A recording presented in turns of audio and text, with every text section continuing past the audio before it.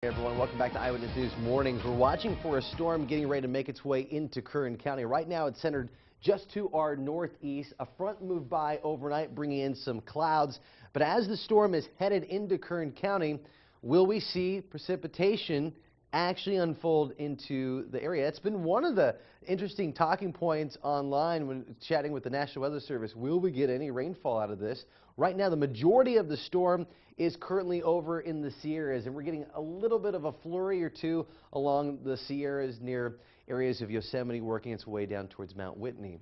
But for Kern County, by this afternoon, there's a chance for it to develop. You can already see the advisory in the forecast. And here it is, a winter weather advisory starting at 4 o'clock this afternoon till 4 tomorrow evening. Gusts up to 50 miles per hour in those mountain passes, but snow level will be down to 2,000 feet. That means the high desert, Kern River Valley, Fraser Park, going to see chances of some snow. So here's the areas affected. The 58-14 in our desert areas, a dusting to 2 inches in your location. Now the Grapevine overnight, 1 to 3 inches of snowfall along I-5. Could be looking at closures along all these areas of the 58 near the Tehachapi's to the 178 into the Kern River Valley. We'll see anywhere from 1 to 3 inches of snow.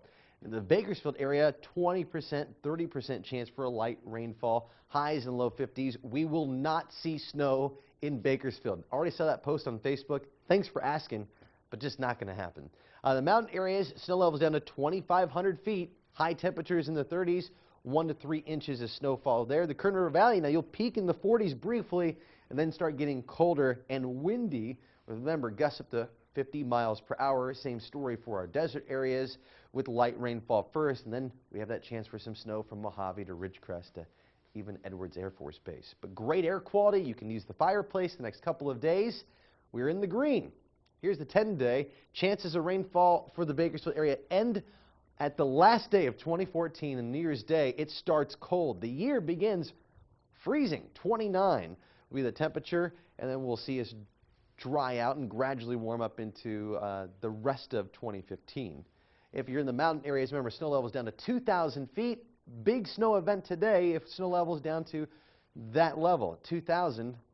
Road closures possible along I-5, the 58, and 178. Right now, everything's open, but we'll see what happens as the storm does arrive.